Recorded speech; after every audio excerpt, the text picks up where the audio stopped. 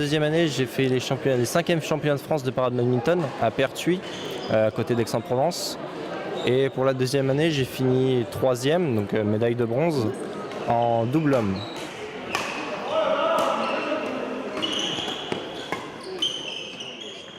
C'est un espoir au niveau para-badminton et il espère intégrer un Open européen après que son dossier soit passé en commission médicale. Et c'est varié, utilisez limite plus l'amorti que le smash et par contre quand vous êtes devant en position d'attaque, reculez-vous un petit peu plus pour en intercepter plus là. Vu qu'ils font que de relever, si vous êtes près du filet, vous allez voir les volants passer. Par contre si vous reculez un petit peu, vous allez pouvoir en intercepter un petit peu plus en essayant de vous mettre face au volant, de vous décaler face au volant. Ok, d'accord. Au départ, sa maladie n'étant pas déclarée, il suivait les entraînements comme les autres. Et il y a eu une année où il a commencé à avoir des grosses douleurs au dos, ce qui l'a arrêté très longtemps. Et ça a mis pas mal de temps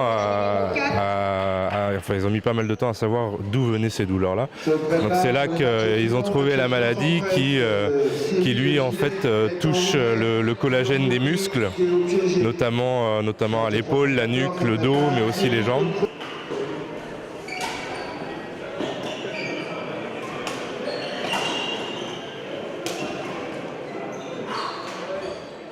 C'est une maladie qui est très très douloureuse. Alors c'est vrai que dans le handicap, il y a des personnes qui ont un membre en moins, des choses comme ça. Parce que lui, c'est dans la douleur. C'est une maladie qui est très douloureuse. Donc il a plus de mérite, on va dire, parce que quand il joue avec des valides, il est en dessous au niveau du niveau parce qu'il n'a pas cette force qu'ont les autres.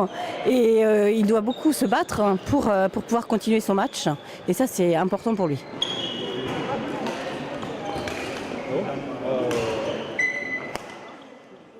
Je joue avec les valides, je suis un petit peu obligé entre guillemets puisque il n'y a pas de tournoi spécifique à part les championnats de France pour les joueurs handicapés. Donc je continue de jouer avec les valides, je m'entraîne avec les valides et c'est aussi comme ça qu'on progresse, même quand on atteint un handicap. Ça permet de savoir où est-ce qu'il faut compenser, aussi bien techniquement que physiquement. Vous posez juste le jeu. Il y a juste à poser le jeu. Surtout, vous évitez de l'accélérer. Ouais. Parce que vous accélérez, il contre et vous ramassez à chaque fois. Vous êtes pris de vitesse parce que votre raquette est en bas. Donc vous posez le jeu comme vous avez fait là, vous mettez derrière le filet sans prendre de risque et vous essayez de finir en restant concentré. Ouais, ok ? on se remet dans notre routine tous les deux. Là, Ouais. On n'a pas joué. Et quand il y en a qui commence à... Ouais. L'autre, il leur cadre. D'accord ? Vous jouez simple. On ne croise pas. Les adversaires ne sont pas au courant. Par contre, dès qu'ils commencent à le faire courir sur le terrain et que l'échange commence à durer, ils voient que son temps de récupération augmente très rapidement dans le match. Donc ils prennent conscience assez facilement qu'il y a un souci en face sans savoir ce que c'est.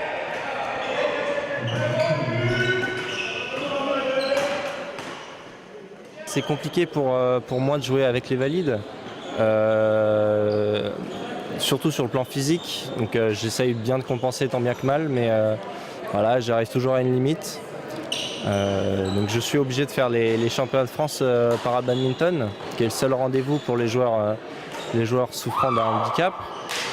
C'est le seul rendez-vous pour les joueurs handicapés et c'est vraiment là où on peut s'exprimer le plus avec des gens de notre niveau qui savent ce qu'ils ont.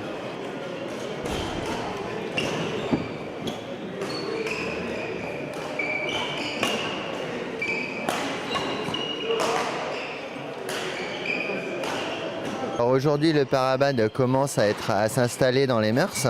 Le souci, c'est que les structures accueillent très peu de parabad, hormis à certains endroits comme à Saint-Brévin, où je sais qu'ils ont une section où ils ont pas mal de joueurs en parabad.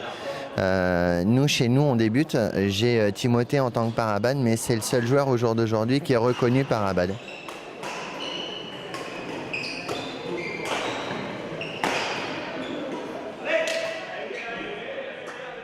C'est surtout un jeu physique, mais je pense que la technique importe beaucoup. Et je pense, pour moi en tout cas, en tant que joueur handicapé, c'est là-dessus que je me démarque, plutôt que sur mon physique. Ça va, ça s'est bien passé? Ouais, le temps qu'on se mette en route avec Pierre, ça faisait longtemps qu'on n'avait pas joué ensemble. Donc, Vous avez fini combien? on a fait gagner 21-14, 21-11. Et puis voilà, on n'a pas fait trop de fautes, on s'était bien concentré, donc c'est bon. Je pense que ça va le faire pour la suite. Oui, tu avais l'air bien dans ton match, donc mieux qu'hier apparemment, donc moins fatigué. Il sait qu'il peut compter sur nous parce que c'est un combat de tous les jours, c'est un combat tous les matins et on est là tout le temps pour lui. Je travaille dur avec Marius, l'entraîneur du club, afin de compenser le manque, d'avoir un jeu un peu plus économique et ainsi pouvoir pallier à mon écart. C'est bien l'effort, dès que tu as fait ton contre amorti, d'essayer de rester bas sur les jambes là, pour pouvoir repousser et repartir vite sur le deuxième. L'objectif c'est de le prendre quand il est encore en train de monter. L'objectif pour Timothée, c'est d'avoir le plus de bagages techniques possible pour justement essayer de s'économiser un petit peu et pallier à son handicap. Donc oui, effectivement, pour lui, plus il aura un haut niveau technique, mieux ce sera. Une paire commence en position de défense, l'autre en position d'attaque. Vous faites un service long, une attaque, une défense longue. Une attaque, une défense courte et après vous finissez comme vous voulez. On a essayé de faire une grosse préparation pour les championnats de France qui ont eu lieu à la mi-janvier. Dans le cours normal, il suit les entraînements comme tout le monde, mais on essaye de faire des séances individuelles qui sont un petit peu plus adaptées à son rythme, à sa maladie, de manière à vraiment travailler sur des choses précises et le faire progresser au mieux en fonction de sa maladie.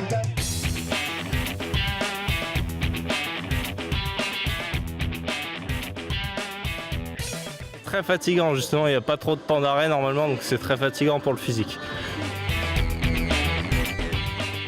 Je lui souhaite sincèrement de continuer parce que c'est vraiment ce qu'il a envie de faire. C'est ce qui l'a aidé à remonter, c'est ce qui l'aide tous les jours, c'est ce qui le pousse. Donc moi je lui souhaite qu'une chose, c'est de pouvoir continuer. Peut-être plus, peut-être aller partir en Europe cette année. Et puis peut-être après, peut-être les Jeux Olympiques 2024, on peut penser à ça. Donc non, c'est peut-être une boutade, mais pour lui c'est peut-être un objectif.